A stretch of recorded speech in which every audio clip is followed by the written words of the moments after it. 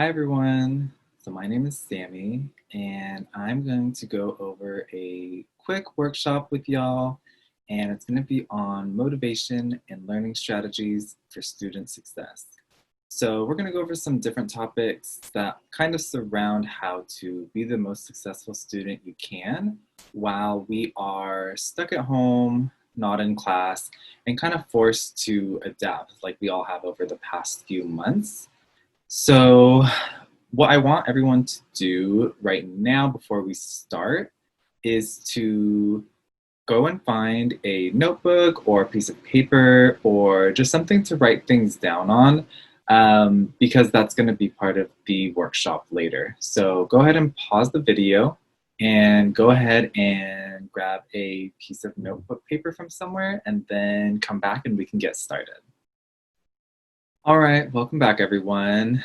Did you actually go and get the notebook? If you didn't, go get it. Okay. So, anywho, we are going to get started on the workshop. So, I'm going to start by just quickly introducing myself. Again, my name is Sammy Sassoon, and I am one of the CGCAs in the EOPS office. So if you were a student last year, I might have seen you around or done one of the contacts with you. And if you're a new student, then welcome to EOPS, and I hope to meet you sometime soon. So, like I said, we're going to go over a couple different learning strategies specific to the situation that's going on right now. So let's just jump into it. So one thing that I have seen, not just with students, but also with myself, is that it's hard to stay motivated while we are just kind of stuck in a situation. So something that kind of helps me to push through that is reminding myself why I care. So let's see what the slide says. Think about why you're in college and how college relates to your long-term goals like career. So you're all going to be taking classes in the fall. Ideally, what we want you to do is to connect the work that you're doing in school right now to the different aspirations that you have later on in life. So to do this, imagine yourself 2 months in the future. In one scenario, you did not pay much attention to schoolwork, did not set a schedule, and did not pass your classes. In another scenario, you did have a schedule, you did most of your assignments, and worked hard most days. Reflect on the scenario reflect on scenario 2 and how that made you feel. Proud, accomplished, in control. Write them down. So you can pause the video and kind of think about these two different scenarios. Basically, when you look back on your time in school, what do you want to have accomplished? And what type of work do you have to put in? And I know it's not as simple as that. It's not just like a switch you can flip, like, bloop, now I'm in work hard mode, right? There's a lot of other factors that influence the investment that we are able to put into school. But just doing the best you can is something you can look back on and be proud of. So just something else to think about. All right, so for the next topic, we're going to talk about setting small daily goals. So it can be kind of intimidating to think about all the work you're going to have to do over the semester, but breaking it down into smaller bits makes it a lot more manageable and is just less scary to think about, right? So for the first one, let's talk about classes. So creating a calendar of due dates to prioritize amount of work for each day. So creating a calendar can be really helpful because you can actually map out how much work you're going to do each day, how much you're going to get done each day, and then when you're going to finish it. I know we all get into situations where we end up doing a big project or a long paper at the last minute, but this will definitely help you avoid that, so you can do that the least amount as possible. And I still do that sometimes too, but we definitely want to try to avoid that. And then the next one is self-care. So we talk about classes, working hard, all that stuff, but it's also important for all of us to take time to take care of ourselves because we're really not going to be able to work as hard as we can if we're not nourishing ourselves. So set aside time to take care of yourself by doing things you enjoy. So maybe that's watching something on Netflix, maybe that is spending time with family or friends, maybe that's doing some form of art. There's all different types of things that you could do. So just reflect on the different things that you enjoy doing and set some time apart each day to actually do those things. And then the next one is socializing. So make time to connect with family and friends. So it can be easy to kind of get wrapped up in schoolwork and work and just not really spend enough time with family and friends. But that can be really helpful for folks as well. And not just family and friends, but just anyone that is positive in your life that you enjoy speaking to. So definitely set aside some time for that as well. And then the last one on here is health. So monitor your physical and mental health and reach out for support when necessary. So also important things to think about. If you are struggling with either of these, there are resources on campus that we are happy to connect you with. So please don't be afraid to reach out if you are struggling with either mental or physical health. That's a very common thing right now during these times. So you're not alone if that's something that you're going through. So the next topic that we're going to talk about is making it fun. So we're going to try to make this situation as best as it possibly can be. So some tips that can help you with making doing this schoolwork more fun is to, one, find a comfortable space. So whether that is on your couch or on a desk or in a chair, it's just kind of whatever, making the best of whatever you have. For example, I do not have a desk, so I use my dresser as a desk. And I don't have a office chair, so I just use a chair from the dining room. But there's ways to kind of spruce that up and make it a little bit better that I've learned. So like I'll put a pillow behind my back to kind of help with my posture. I also stacked up some books so I can raise the level of my computer, which is better for my back. So it's just kind of trying out different things and seeing what works best for you. And so another one that I definitely utilize is listening to music. So, you know, with your headphones or speakers or whatever you use, listening to music that makes you feel good, makes you feel productive, whatever that is. I know that I like to listen to music on Spotify, or I also like to listen to music, like different types of mixes on SoundCloud. Just anything that is sort of relaxing and can help me be more productive. And then another one is study with friends through Zoom. So I am currently in a graduate program right now, so I'm also a student. And something that's really helped me is to do these kind of Zoom hangouts where we are all just doing work. And it's a good way to keep myself accountable because I know no one's actually watching me, but it sometimes feels like they are because we're all in the same Zoom room. So it makes me want to stay focused. And then I see other people who are also being focused. It's just been really helpful for me. And then you can also ask if you are in the same class, you know, different questions that come up, and you can work together on different projects or problems or anything like that. So just another helpful tip. And then the last one is lighting a candle or using a diffuser, just something that can kind of add some extra relaxation to the space, maybe through smell. That's just one example, but doing anything else that you can think of that can sort of make the space more relaxing.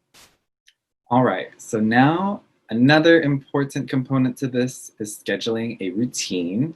So you want to think about the different parts of the day and when you might be most productive or have the most time to work on your schoolwork.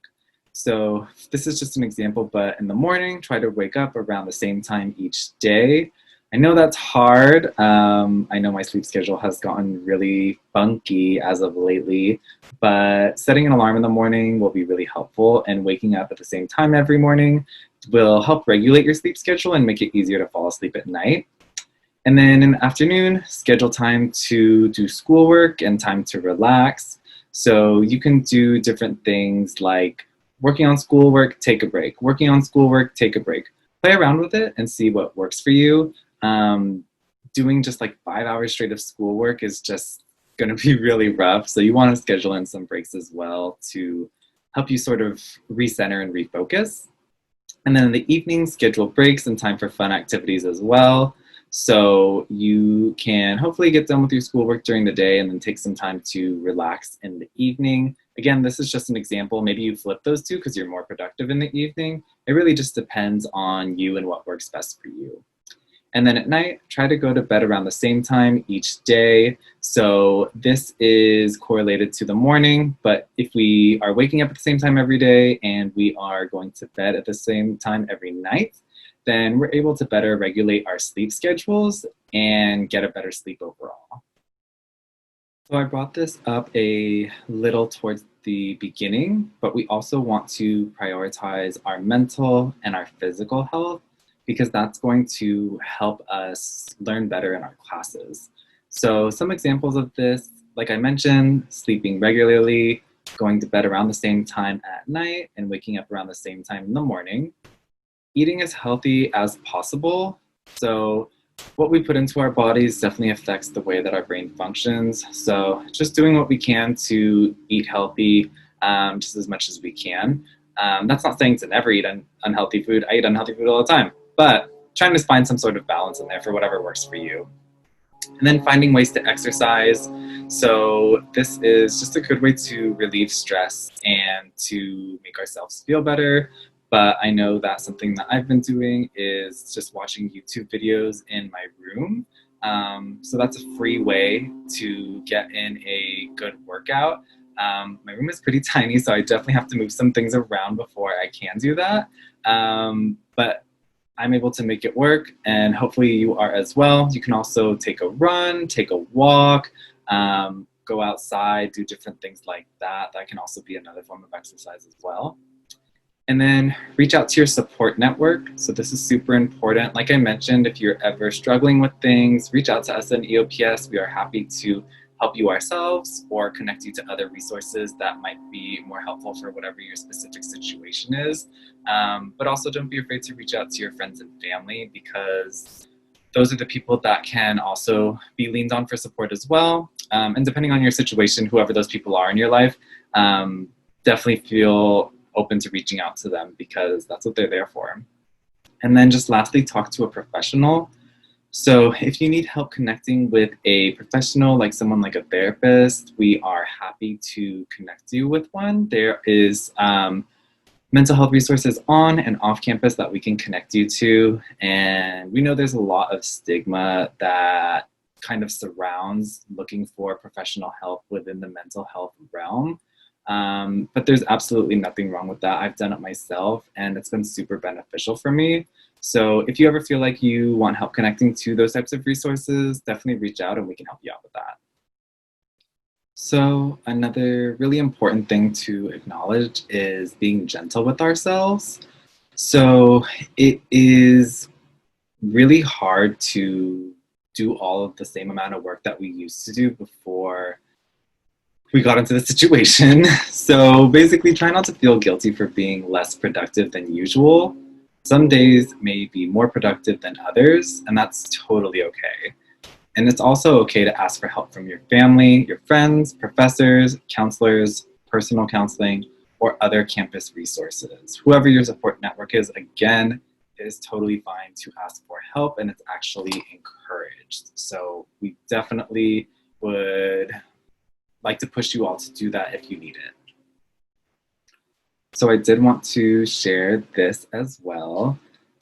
You are 42% more likely to achieve your goals when you write them down. So that's part of the reason why I had you grab the piece of paper and the pencil or pen so that you can write down different notes from this workshop.